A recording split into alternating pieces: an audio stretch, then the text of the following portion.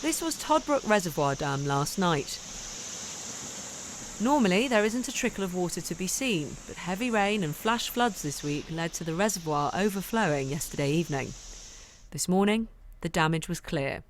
One side of the reservoir wall had collapsed, leaving a gaping hole in its concrete slipway. The reservoir holds 300 million gallons of water and is a mile long. That water is being held back now by a structurally weakened dam.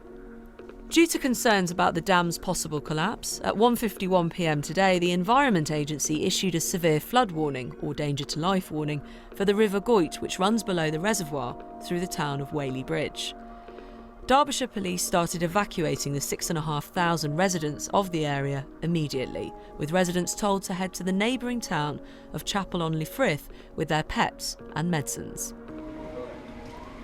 Whaley Bridge, usually thriving, is a ghost town tonight.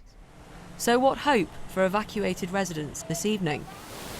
Engineers have been attempting to pump water out of the dam, but the heavy rain which caused the breach is set to continue. And the Met Office has issued a yellow weather warning for heavy rain and flooding in the area. Residents have been told it could be days before they're back home. They're hoping they'll have a home to go back to. Well, we did ask the government whether they could provide a minister to talk about the dam and this urgent situation, but they said none was available. With me now is Richard Parry, Chief Executive of the Canal and River Trust, which runs the dam. Good evening. Good evening, Emma. A severe flood warning, a threat to life warning. Is there still a risk the dam will break? Yeah, we're working on it with other agencies right now, but until we draw down the water in a very controlled way from the reservoir, there is still a risk. We clearly don't know the nature of the failure. We haven't had the opportunity to examine it, but we're operating in a very precautionary way with the other agencies. Our first priority is to draw down the water, and it's very important that we keep everyone out of the area until that is done. We're clearly very sorry for the disruption this is causing to people. It must be awful to have to move out of your home overnight in this sudden way, but it's vital we keep everyone safe and put people's safety first until we can draw down the water from the reservoir. So there's still a risk this dam could break. Of course, people are worried about their homes, even going back to them. How much longer do you think it's going to take? Have you got an estimate? It's very hard to estimate because of all the factors involved. There's the pumps we've got to get into the reservoir to draw the water down and the rate at which they can work. There's water still flowing into the reservoir from upstream, and there's also the unknown factor of the weather. If there's more rain, that will also change things. So it will be, I think, at least 24 hours. It could be longer. It really depends on how much progress we can make overnight and into tomorrow morning, and we should be able to give better updates as the time goes forward. But at the moment, there's too many factors for us to be able to say with any certainty. When did you last inspect this dam then? It was inspected in a very... we do a series of inspections. There's an annual inspection done by a senior engineer, and there's actually a 10-yearly inspection done by an independent panel of reservoir engineers. Our reservoirs are subject to very high standards of inspection that are done independently of bodies like the Canal and River Trust that own them. That was done in November of last year. We inspect it every 2 days from an operational point of view, and it was indeed that inspection this morning that revealed that we had this problem with the spillway. But in November, was there no sign of weakness in this part of it? No, the inspection in November didn't reveal any sign of weakness. It's a very rigorous examination, and it sets a very clear direction for bodies like ourselves to respond to. At that time, there was no indication of any failure on this slipway. We're clearly very anxious to understand what has happened, given how important it is that we care for such significant infrastructure that can cause this sort of impact. But what do you think it might be, with the expertise that you have? Well, until our engineers have a chance to examine it, it would be foolish to speculate. Well, could it be the fact it was built in 1831?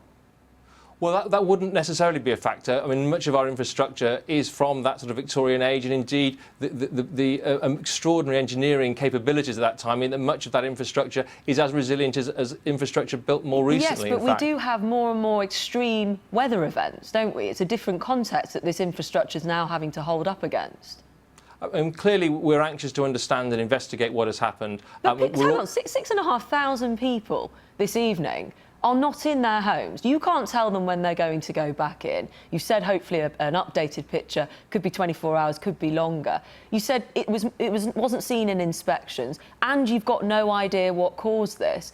Well, what are these people meant to think? They could be watching this right now. Well, all I can offer is my apologies for the disruption that we've caused to them, Emma. We know how important it is to this nationally significant infrastructure, the reservoirs that we care for and that others are inspected rigorously. But it's not just about inspection, is it? It's about taking, preemptive actions. You know, from a parliamentary committee on climate change, you've been informed that we aren't ready in this country for the impact, are we?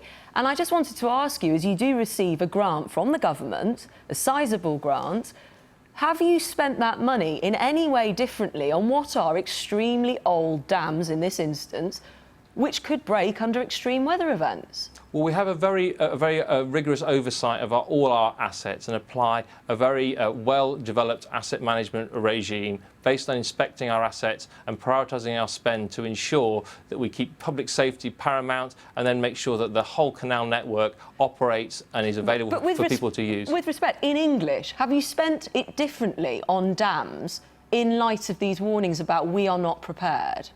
Well, we haven't had such warnings. Clearly, we're very mindful of the changing climate and the impact that will have. Well, those warnings are public. Well, we ensure that we spend the money where it is needed. All the work we need to do on reservoirs is done when we identify that it is needed. Clearly, we need to understand what's happened in this case. I'm sorry, Emma? Do you need more money from the government? Have you not been sufficiently funded? Well, because we're a not-for-profit organisation, a charity, we operate in a slightly different way from other bodies. We have a fixed grant from government, and then we raise additional funds. Yes, I know that. I do know that. But should it be higher, that grant? Well, it's important that we spend the money on the things that matter, and clearly reservoir safety is at the very, very top of that list. We aren't short of money to spend on reservoirs. We spend all the money that we need to keep them safe.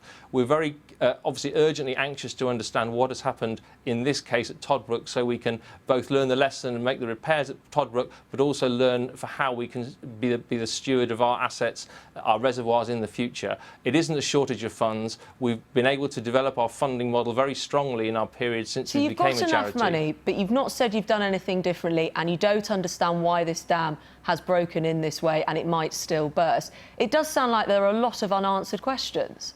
Well, inevitably at this stage there are unanswered questions. No, but generally about your strategy. You haven't outlined how you've adapted with these warnings about climate change. Well, with respect, we have an evolving asset strategy that is spending the money where it is needed in light of the information that we have about the condition of our assets. We don't scrimp on that. We spend the money where it's needed to ensure our assets keep people safe, enable this amazing canal network we have to be available for people to use, and we will continue to do that.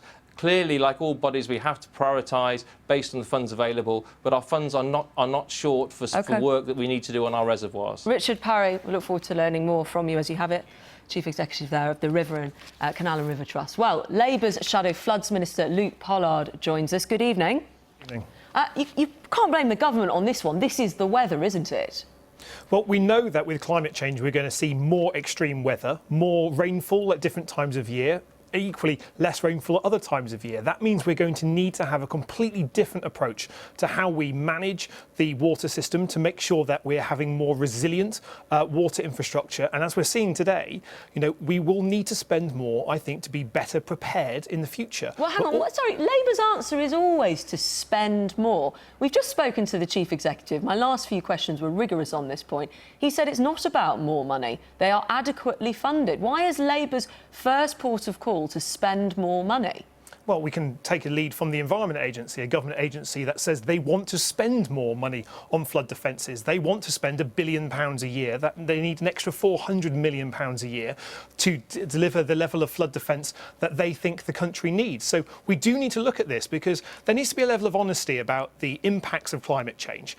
We're not currently ready for a 2-degree rise in global temperatures, let alone the 4-degree rise that the Environment Agency is predicting that we're going to be having and the Committee on Climate Change are warning about. So we do need to look about how our infrastructure is resilient. How much more money do you want to be spent? Because if you look at what the government have said, it's providing, which you sounded like you were agreeing with, £2.6 billion over 6 years on flood defences, on top of spending £1 billion to maintain existing flood defences. How much more does Labour want to spend on top of that? Very specifically, I know you've costed your manifesto. Well, what we want to do is spend the money that's required, and that means listening to the experts like the Environment Agency, who have said in the recent months that they want to spend £400 million more and need to be funded to do so.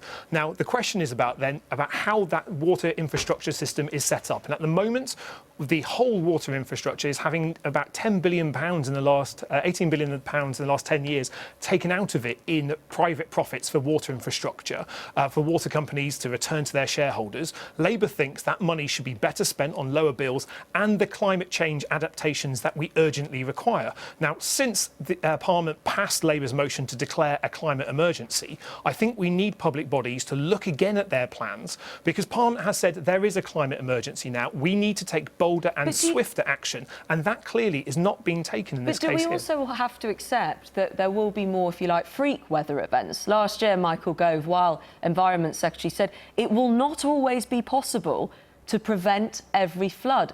Isn't that the reality? Well, with more extreme weather, we're going to see more extreme consequences of that. And so the question needs to be about how resilient is our infrastructure, both the water infrastructure that we're talking about today, but our transport and housing as well. I'm sorry, Luke, but you could argue that it is pretty resilient today. The dam hasn't broken. No one has been hurt so far. People have been safely evacuated on time. The system is working. Well, across the UK, if we look at a system, we're seeing Fairbourne, for instance, the town in Wales, that's due to be evacuated because of the risk of coastal erosion. We know from the reports from the Environment Agency and other government bodies that more money needs to be spent on protection, especially of our coastal infrastructure and around the river systems. But we also know that climate change is going to produce more extreme and freak weather. So there will be impacts that sometimes can't be modelled. But we don't seem to be doing enough at the moment to have proper climate change resilience. We're not doing it enough, I think, as a country to have adaptations, and I'm concerned that the government isn't funding that as a priority sufficiently in terms of their spending plans. And I think we need to be more honest. Climate change is going to require us to have fundamental changes in the way that our economy is structured, and sectors like water are regulated and invested in. That means having more investment to make sure that we are being more resilient from the freak effects, and that's not currently happening, and that's why we need the government to get to the bottom of it. Striking this evening that the person in charge of the waterway says he doesn't need more money, which isn't often said. Luke Pollard, Shadow Floods Minister for Labour, thank you.